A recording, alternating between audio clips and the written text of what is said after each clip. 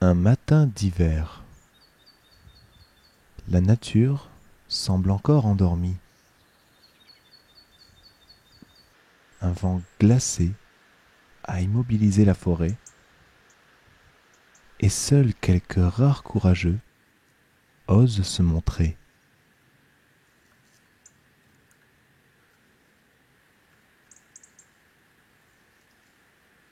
Pourtant, ce matin, une étrange cérémonie se prépare.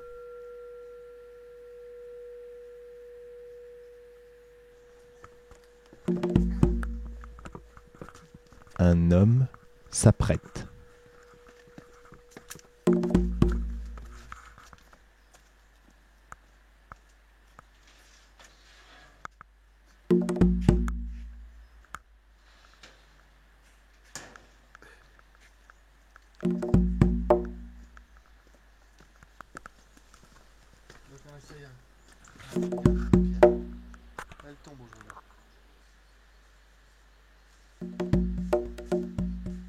Alain est un chaman.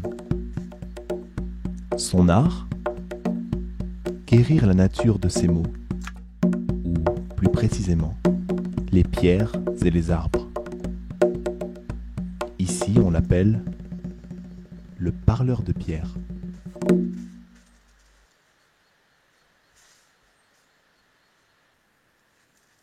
Aujourd'hui, un des murs de la forêt est malade. Et Alain s'apprête à le guérir, selon un rituel chamanique vieux de plusieurs millénaires. Suivant un rituel ancestral, Alain adopte l'approche du sanglier, son animal totem, dans le but de dialoguer avec les esprits de la pierre.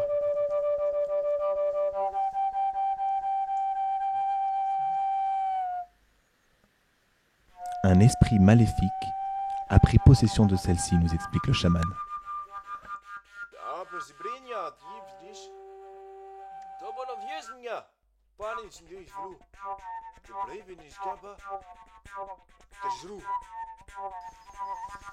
Alain engage un dialogue avec l'esprit maudit.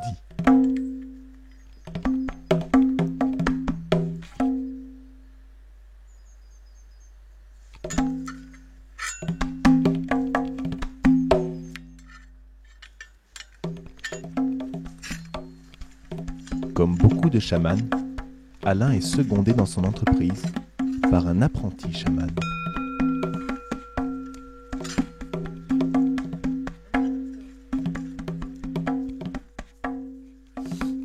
Des cordelettes sacrées sont posées sur les arbres alentours. Les gestes sont précis, solennels, obéissant à une tradition dont les us et coutumes remontent à la nuit des temps.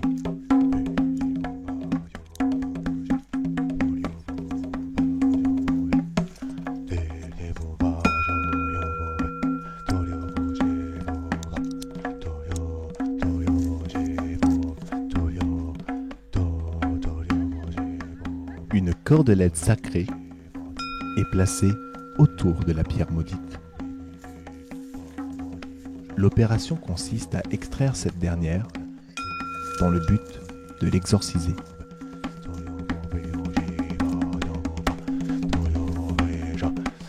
Mais l'esprit maléfique qui l'habite n'entend pas se laisser faire.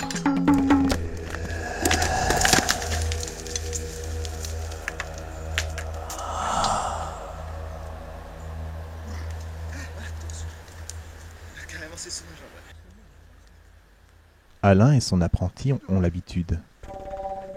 Pourtant, aujourd'hui, l'esprit qui hante cette pierre est plus puissant qu'à l'ordinaire.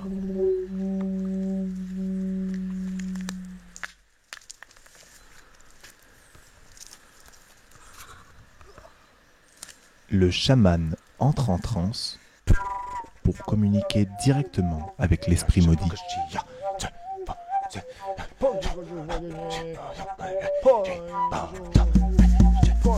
Une danse chamanique s'ensuit dans le but d'apaiser le démon.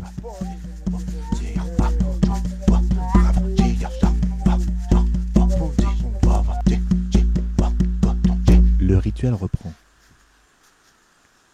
Afin d'exorciser le mal, les pierres sont soumises à l'épreuve dite du Uruk, l'épreuve de vérité. Celle-ci consiste à lancer les pierres dans les airs.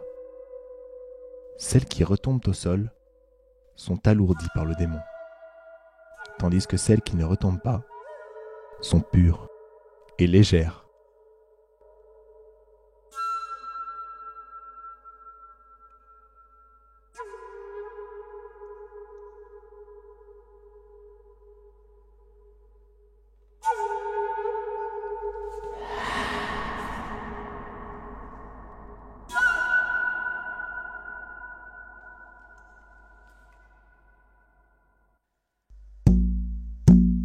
Les pierres ont passé l'épreuve du Uruk. Est alors engagée la dernière phase du rituel, la plus risquée. Il s'agit de replacer une à une chaque pierre saine directement dans la brèche du mur.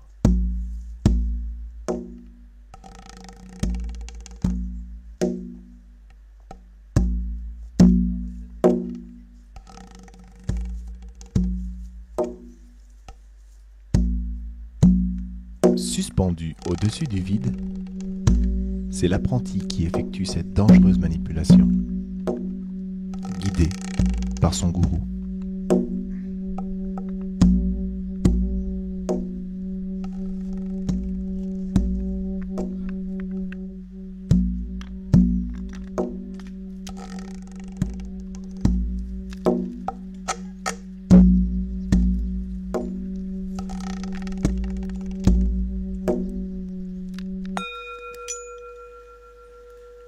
Une fois encore, la magie du chaman a eu raison du démon de la pierre.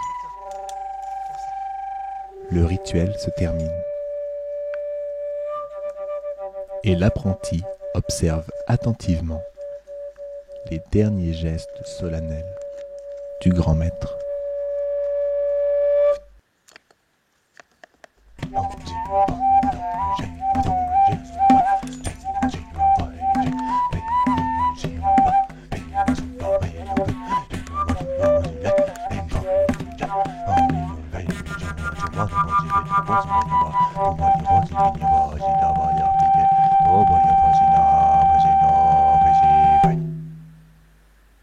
Mais le travail de notre chaman n'est pas encore terminé. Les arbres aussi ont été touchés d'un mystérieux maléfice. Ça et là, des branches déchiquetées. Des arbres arrachés. L'esprit noir est en colère. Et pour guérir la forêt, une seule solution. Il faut couper chaque branche, chaque arbre malade, pour chasser le mal.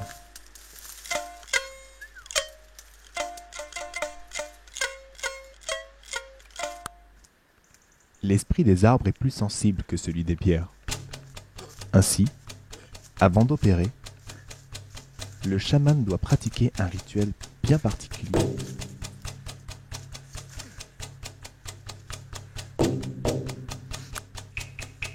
Selon la tradition ancestrale, celui-ci prélève un brin de Surukim, l'arbre roi.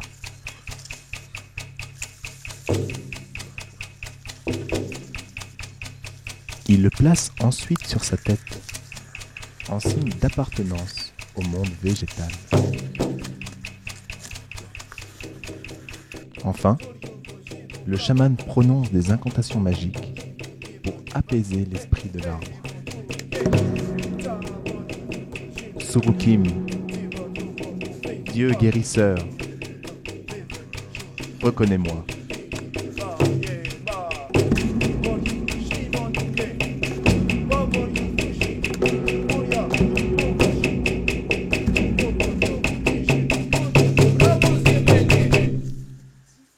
L'opération peut commencer.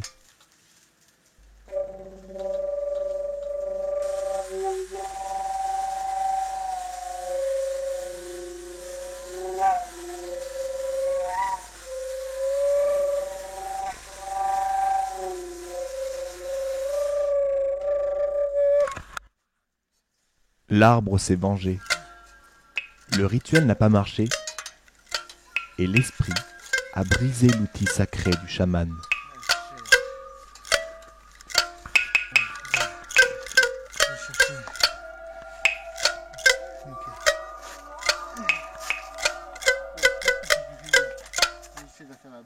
Il faut organiser un nouveau rituel, plus puissant. Le sanglier est l'animal totem des chamans. Ainsi, nombreux rituels font directement référence à cette divinité.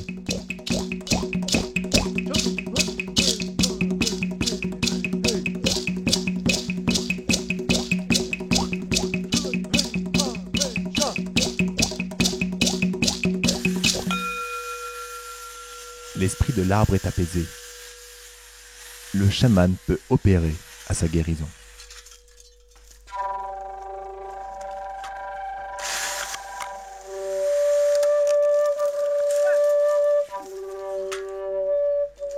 Pour parfaire l'exorcisme, un baume magique est enduit sur les branches coupées.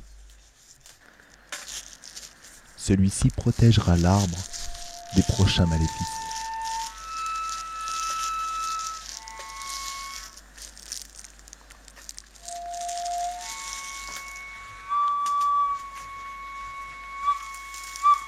Les branches maudites, quant à elles, seront récupérées pour confectionner des bâtons d'exorciste.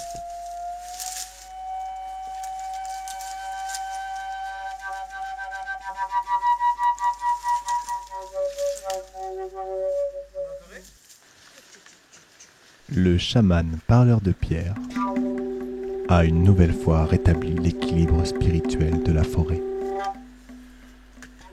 Et ce soir, dans ses veines, coule la sève du Surukim.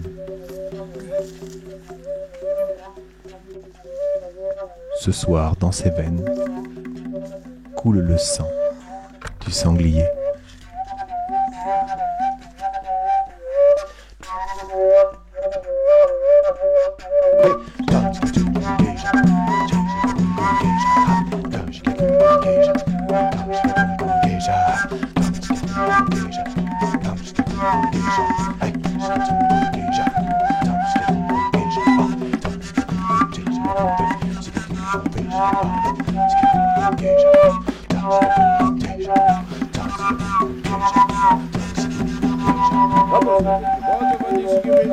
Vamos,